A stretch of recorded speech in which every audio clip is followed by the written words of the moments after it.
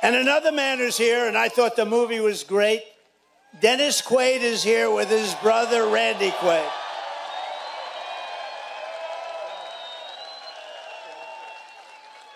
Two very good guys, and that movie was great. Ronald Reagan.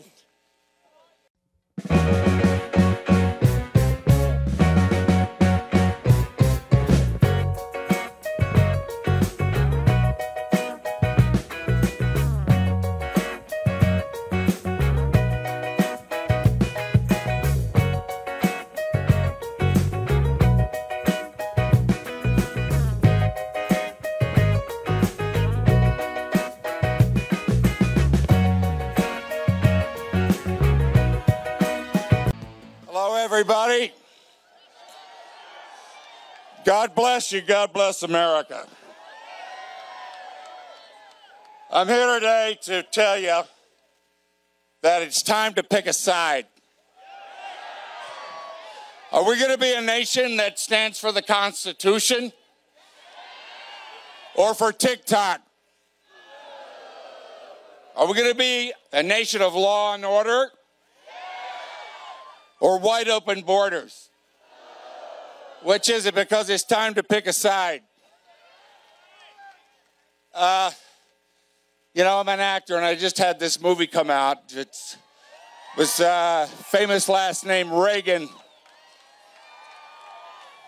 My favorite president of the 20th century.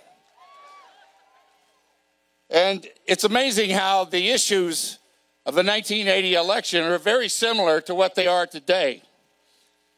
I don't know if those of you who are of a certain age here probably remember the inflation that was going on back then. 20% interest on a bank loan. We had Iran hostages. We were a nation in decline. That's what they told us. Ronald Reagan came along and said, no, we're not a nation in decline. We're going there. And we followed him. The same with Trump, with President Trump, my favorite president of the 21st century.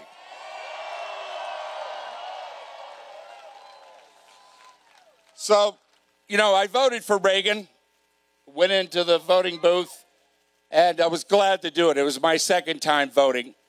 I think I got it right this time. And I went and I voted for him. I went home. I was living in L.A. I had a roommate. He said, who'd you vote for? I said, Reagan.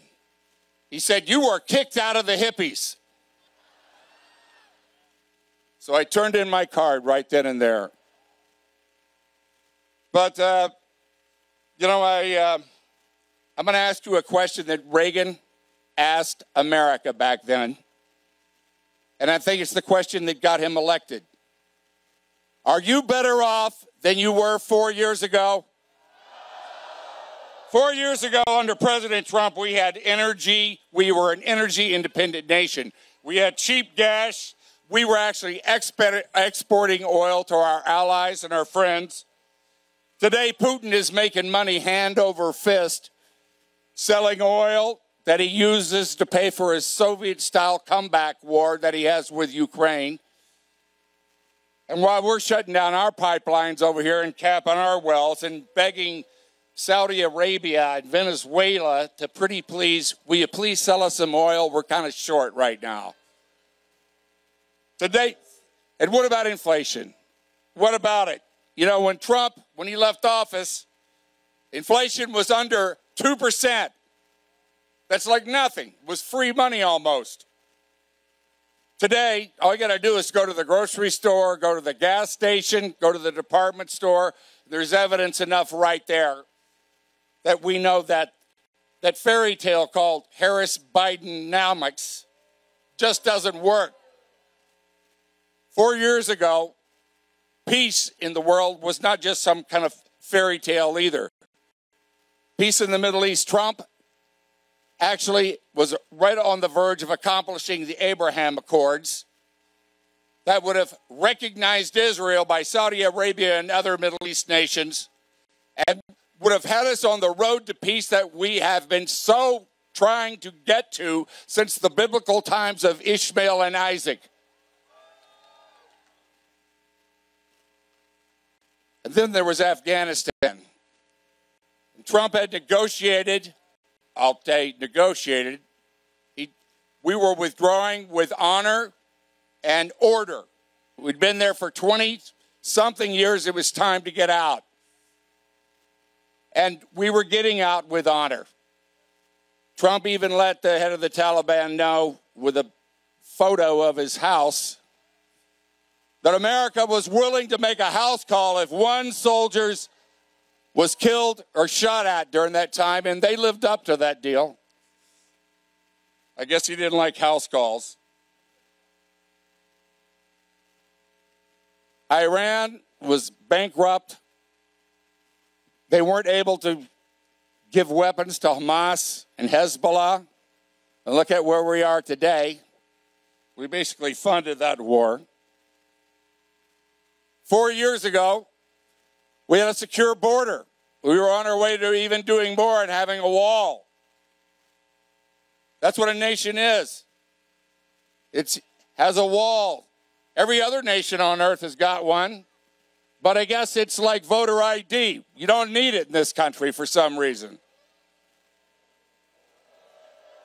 You know, it's, and I'd like to personally talk about a very dear friend and family member, really, of ours, my housekeeper, Josie.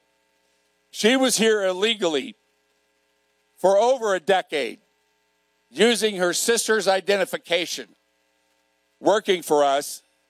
She couldn't go back to Mexico because she couldn't get back in if she went home to see her parents. She couldn't take a plane ride. She was always living in fear that she was going to get pulled over. She was the safest driver you ever saw. And when Trump was elected, she was in fear that she was going to be sent back to her country, to Mexico. I told her, I said, Josie, no, you're not. That's not what he's talking about. He wants people to come here the right way. I'm going to become your sponsor. And so we started it right now. She has her green card today, and she so wants to get her citizenship before so she can vote for Donald Trump. So like I said, people, it's time to pick a side. Who are we going to pick? God bless you.